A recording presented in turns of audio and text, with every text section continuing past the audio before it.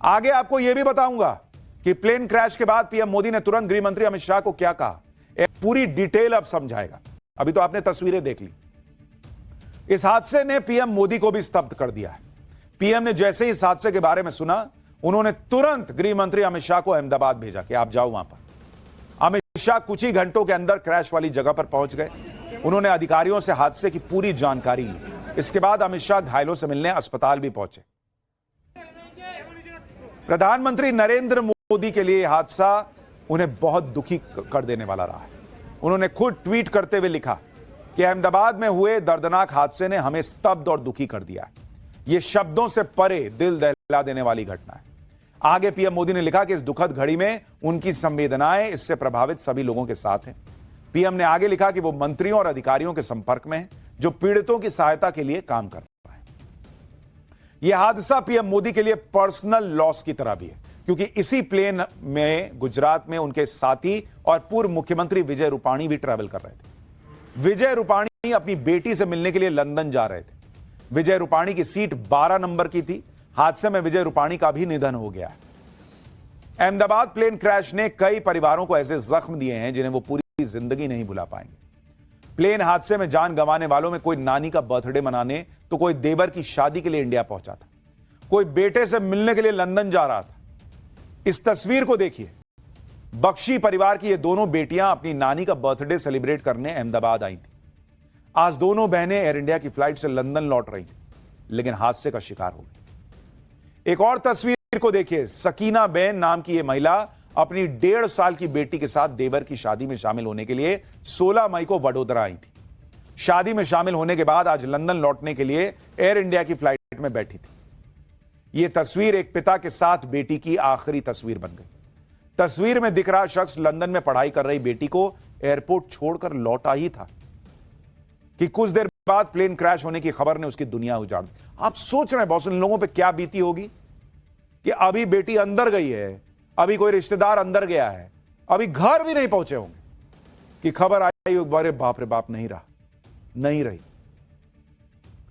इस तस्वीर को देखिए। ये गांधीनगर में रहने वाले कुबेर भाई पटेल हैं जो अपनी पत्नी के साथ लंदन जा रहे थे। दोनों लंदन में रहने वाले बेटे के घर जाने के लिए फ्लाइट में बैठे थे। एक और तस्वीर देखिए। प्लेन में बैठने के बाद इस परिवार ने सेल्फी ली थी। छोटे छोटे बच्चे दिख रहे हैं बॉस। और इसलिए मैंने कहा ना कि इस हादसे के बाद की जो तस्वीरें आई हैं, हम लोग तो चलिए पत्रकार हैं, देखना पड़ता है सब कुछ, क्योंकि आ रही है खबर, किसमें क्या है, हर विजुअल देखना पड़ता है। आप लोग नहीं बर्दाश्त नहीं कर पाइएगा, इतना एकदम कलेजा फट जाएगा। ऐसे छोटे छोटे बच्चों की बॉडी वहां पर दिखी है इस हादसे के बाद। इस परिवार के 5 लोगों की मौत हो गई इस हादसे में। मां बाप और 3 बच्चे देखिए दिख रहे।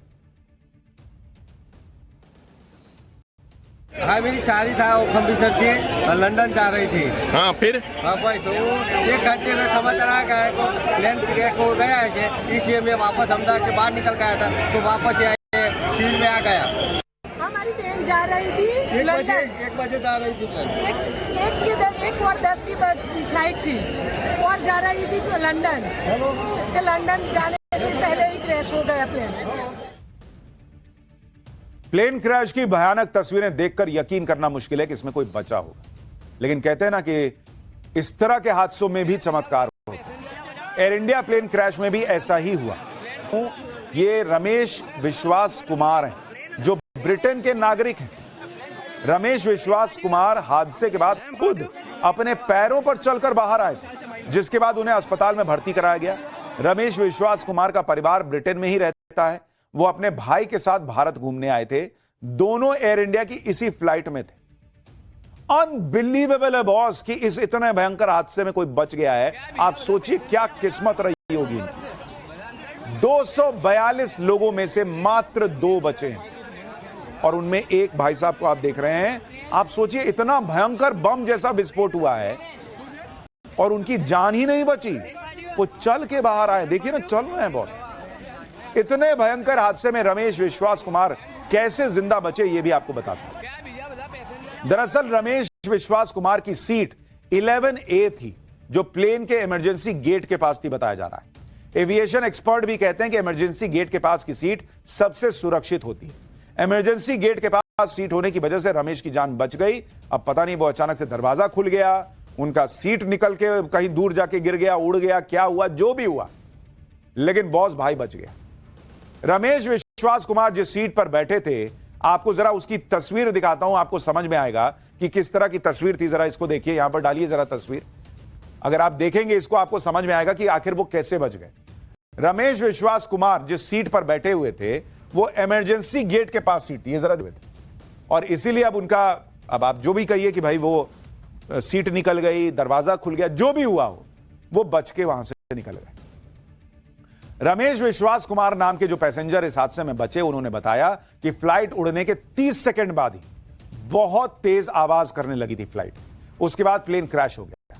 यह सब बहुत तेजी से हुआ, किसी भी पैसेंजर को रिएक्ट करने का टाइम ही नहीं मिला। जब वो ऊपर उठे तो चारों तरफ डेड बॉडी थी, जिसे देखकर वो डर गए थे। रमेश विश्वास कुमार ने बताया कि वो ये सब देखकर वहां से भाग गए। किसी ने उन्हें पकड़कर एम्बुलेंस में बैठाया और अस्पताल लेकर आए। रमेश विश्वास कुमार ने कहा कि उनका भाई भी उनके साथ था, जो मिल नहीं रहा। तो ये रमेश विश्वास कुमार जो इस हादसे में बचे हैं, वो बता रहे हैं। सोचिए, पैसेंजर तब बच गया जब ये प्लेन आग के धधकते गोले की तरह, आग के गोले की तरह प्लेन इसलिए भी बन गया था क्योंकि प्लेन अपनी फुल फ्यूल कैपेसिटी के साथ था। भाई अभी उड़ा ही था, तो प्लेन में जो ईंधन था वो खर्च कहां से होता। प्लेन टेक ऑफ कर ही रहा था और इसे लंदन जाना था, तो फ्यूल भी इसमें पूरा भरा हुआ था। विमानों के अंदर जो जेट फ्यूल होता है वो सबसे ज्यादा ज्वलनशील होता है। globalair.com के रिपोर्ट के हिसाब से जो आपको बता रहा हूं कि वहां पर जो 7878 ड्रीमलाइनर की फ्यूल कैपेसिटी है, वो 1,27,000 लीटर की होती है। और इसमें कहा जा रहा है कि 1,25,000 लीटर जो है वहां पर जेट फ्यूल भरा हुआ था। तो इसको लेकर अब यह कहा जा रहा है कि भाई चूंकि पूरा प्लेन जो है वो फ्यूल से भरा हुआ था, तो इसलिए वहां पर भाई जब आग लगी और सबसे ज्वलनशील ईंधन होता है, तो आप उसका क्या कीजिएगा, एकदम भयंकर। जैसे आप सोचिए कि किसी कंटेनर में पेट्रोल ही भरा हो और आप उसमें माचिस मार दीजिए, क्या होगा। वैसा ही इस प्लेन के साथ हुआ। दिल्ली से लंदन जा रहे एयर इंडिया के विमान में करीब 1,25,000 लीटर जेट फ्यूल था, क्योंकि दिल्ली से लंदन की फ्लाइट में करीब 80,000 लीटर जेट फ्यूल की जरूरत होती है। इसके अलावा रिजर्व फ्यूल के तौर पर 30% जेट फ्यूल रखना जरूरी होता है। इस हिसाब से क्रैश हुए विमान ने अपनी मैक्सिमम फ्यूल कैपेसिटी के साथ टेक ऑफ किया था। इसलिए जैसे ही विमान क्रैश हुआ, आग के धधकते गोले में तब्दील हो गया। अभी तक प्लेन क्रैश की वजह से प्लेन क्रैश की जो असल वजह है उसको लेकर कोई खुलासा नहीं हुआ। लेकिन एविएशन एक्सपर्ट्स भी हैरान है कि बोइंग 787 जैसा अल्ट्रा मॉडर्न प्लेन इस तरह क्रैश कैसे हो सकता है, क्योंकि आज से पहले कभी भी बोइंग 787 या 788 जो है वो क्रैश ही नहीं हुआ था। कमियां थी, टेक्निकल कमियां उसमें जरूर थी, लेकिन ये बोइंग 787 ड्रीमलाइनर कभी क्रैश नहीं हुआ है। ये पहला हादसा हुआ है उसके साथ। आप ये भी समझिए कि बोइंग 787 में ऐसी हाईटेक तकनीक है कि अगर कोई सिस्टम फेल हो तो दूसरा काम करने लगे। अब एक्सपर्ट भी ये सोच कर हैरान है कि अगर प्लेन का एक इंजन फेल हुआ था तो दूसरे इंजन ने काम करना शुरू क्यों नहीं किया।